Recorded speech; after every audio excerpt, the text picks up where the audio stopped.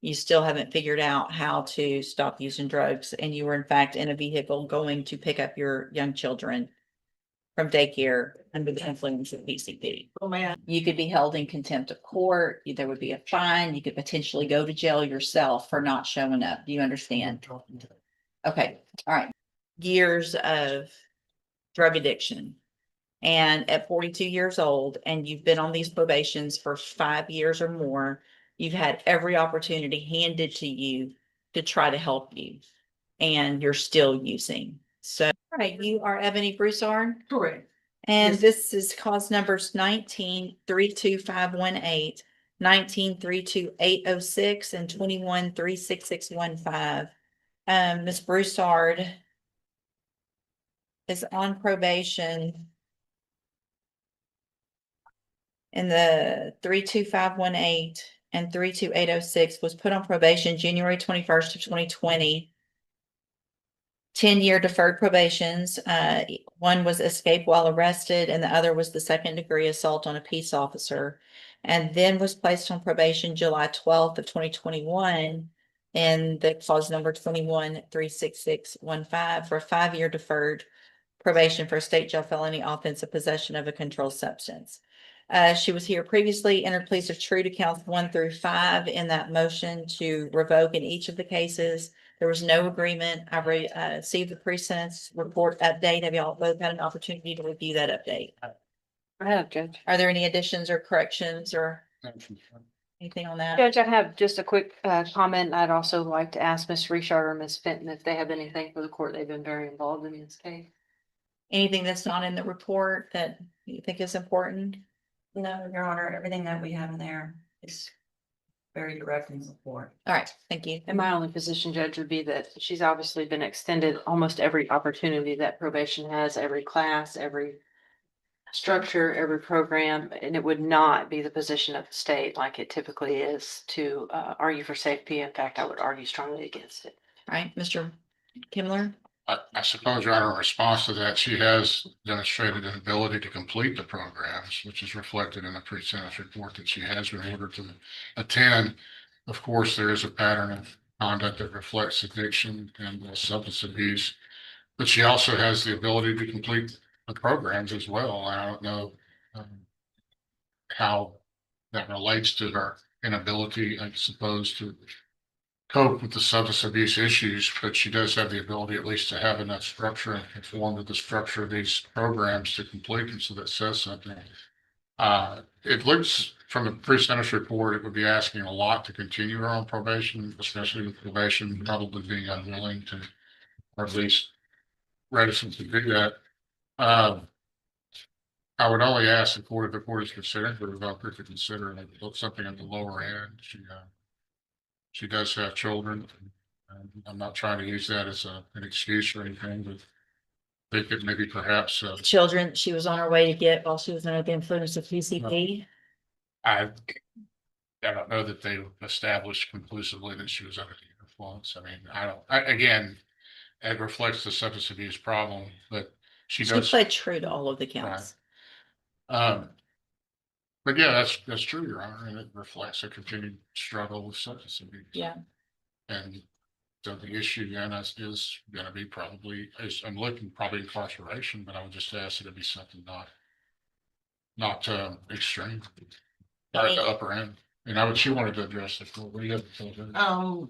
I do take accountability for my actions, but however, I have completed ISL before. And if you will be willing to work with me again, I would appreciate it. I have, before I was incarcerated, I did enroll myself in outpatient classes, which was referred to me through Ozark when I got assessed. And I was taking AA classes as well. I did complete 5 of the classes, however, I wasn't able to complete it because I was incarcerated. I do still have my job, and I did complete my 5-year probation for the first conviction.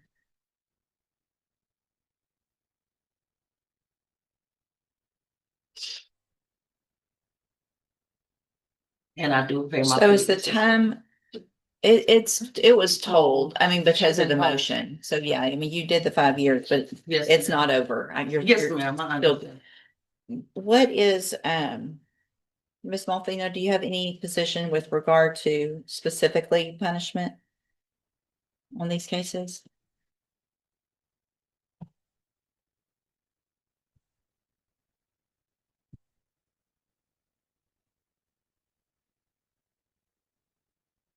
Sorry, Judge, I was just looking back at the original Yeah. PSI.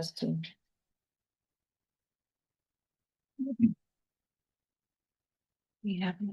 I do, thanks. Obviously, the court sees that she doesn't prior to this have any type of felony conviction, Judge, so I'll defer to whatever you think is appropriate, just in the context that they have given her so much of their efforts. So, Ms. Broussard, you've been given the opportunity of, it looks like you went to Franklin North way back in 2017. And then you get on probation. You went through JCDI, but you couldn't complete it because of progressive sanctions for continuing to not follow those rules. Then you went to Franklin North, December 7th of 2020. You were on the drug patch program. You did that. You went to anger management. You went through the moral recognition therapy. You were on the high medium caseload. You've been to ISF. And despite all of that, you're still on 2 probations, one of which you could get 20 years in prison and the other 10. You still haven't figured out how to stop using drugs. And you were in fact in a vehicle going to pick up your young children from daycare under the influence of PCP. Oh, man. However, when I went to Franklin North, it was because I was in a toxic relationship. And that's what they did. So, but here's, okay, how old? And How old are you? How old are you? I'm 42 now. Okay, so you've been through what appears to be years of drug addiction. And at 42 years old, and you've been on these probations for 5 years or more, you've had every opportunity handed to you to try to help you, and you're still using. So at this time, in cause number 19-32518, I'm going to find counts 1 through 5 true, find sufficient evidence to find you guilty. And at this time, find you guilty of escape while arrested, sentence you to a term of 6 years in the institutional division of the Texas Department of Corrections. You will receive credit on that sentence for any time that you've been in custody that the law gives you the right to receive. And cause number 19-32806, find counts 1 through 5 true, find sufficient evidence to find you guilty, and at this time find you guilty of assault on a peace officer. Sentence you to a term of 6 years in the institutional division of the Texas Department of Corrections. You will receive credit on that sentence for the time that you've been in custody that the law gives you the right to receive. And then in cause number 21-36615, also find counts 1 through 5 true, find sufficient evidence to find you guilty, and at this time find you guilty of possession of a controlled substance. Sentence you to a term of 18 months in the state jail prison. You will receive credit on that sentence for any time that you've been in custody that the law gives you the right to receive. All of these sentences will run concurrently, which means together at the same time. I'm going to hand you the trial court certification that shows there was no agreement. You do have some rights to appeal. You need to sign that with your attorney, and then I'll give you that copy. Also, I'm handing you a written admonishment regarding your ineligibility to possess a firearm or ammunition. Because of the judgments entered against you, you're ineligible under Texas law to possess a firearm or ammunition. Possession of a firearm or ammunition could lead to charges against you. If you have any questions about the laws that make you ineligible to possess a firearm or ammunition, or about how long that lasts, you can talk with Mr. Kimler. Right here. And what is it stating? And I'll wait on that. It's saying that you do have a right to appeal, and Mr. Kimler will talk to you about that. When do you find? You hand her that one and just the bottom copy off of that one, Mr. Kimler. When can I find this break time?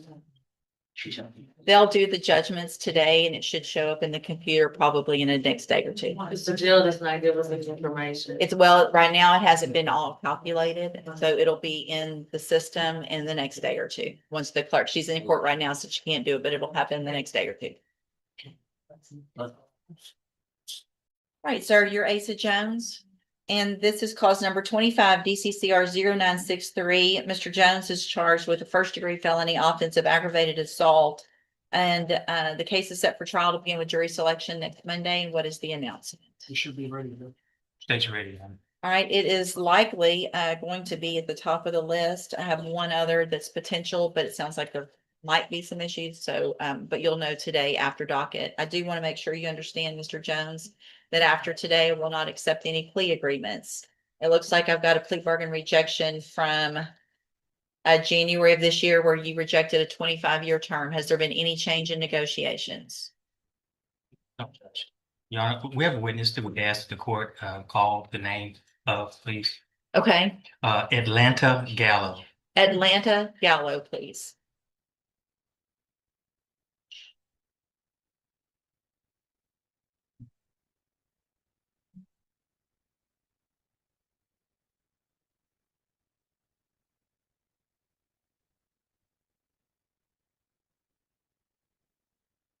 We asked that the court admonish her, she's under subpoena, admonish her about the consequences of not showing up for the trial next week. If you'll just have her come over here on this side. Good morning, ma'am. And your name's Atlanta Gallo? Yes, ma'am. And Ms. Gallo, we're here in clause number 25, DCCR 0963. And Mr. Jones' case is set for trial for next week to begin on Monday. You are placed under subpoena for that. And I just want to make sure you understand that it is required by law that you show up, whether you want to or not, for court next week. At whatever time the district attorney tells you and whatever time that subpoena tells you, you have to be here. If you don't come, now that you've been given this order and that subpoena, there could be some consequences where you would get in trouble. Do you understand? Yes, ma'am. You could be held in contempt of court. There would be a fine. You could potentially go to jail yourself for not showing up. Do you understand? Okay. All right. You're free to step back out. Thank you, Judge. Excuse Judge. All right, anything else then? So, Mr. Jones, I do want to make sure you understand that after today, I will not accept any plea agreements. And again, it's very likely that your case will be at the top of the list. Mr. Burbank will know that after docket today. Do you understand? Yes, ma'am. Okay, I'll let you know after docket then. I have excuse, Your Honor. Yes, sir. So, here's what this case really reveals beneath everything that happened in that courtroom. The judge wasn't looking at one mistake or one bad decision. He was looking at years of opportunities, multiple treatment programs, probation extensions, counseling, classes, and countless chances to change course. Yet despite every resource being made available, the same pattern continued, and eventually the system reached its limit. What's striking is that nobody in that courtroom denied the reality of addiction. Even the defense acknowledged a long struggle with substance abuse, while pointing out that she had shown an ability to complete programs when structure was in place. But the difficult question remained: what happens when someone repeatedly completes programs, yet returns to the same destructive behavior? At some point, the court must balance compassion with accountability, especially when the safety of children and the public becomes part of the equation. The moment that appeared to weigh heavily on the judge was the allegation that she was on her way to pick up her young children while under the influence. Whether viewed as a symptom of addiction or a personal failure, it represented a risk that the court simply could not ignore. The judge emphasized that after years of probation, treatment, anger management, rehabilitation programs, and special supervision, there had still been no lasting change. In his view, every reasonable opportunity had already been provided. At 42 years old and after years of battling addiction, the court concluded that continued probation was no longer the answer.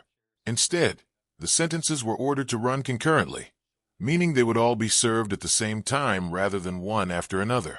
While that decision brings a significant consequence, it also reflects the court's recognition of the circumstances surrounding the case. This hearing is a reminder that addiction cases are often far more complicated than simple right or wrong. They involve personal responsibility, repeated chances, family consequences, public safety, and the difficult limits of what the justice system can realistically accomplish. Rehabilitation requires opportunity, but it also requires a willingness and ability to break destructive patterns, something that no court order alone can guarantee.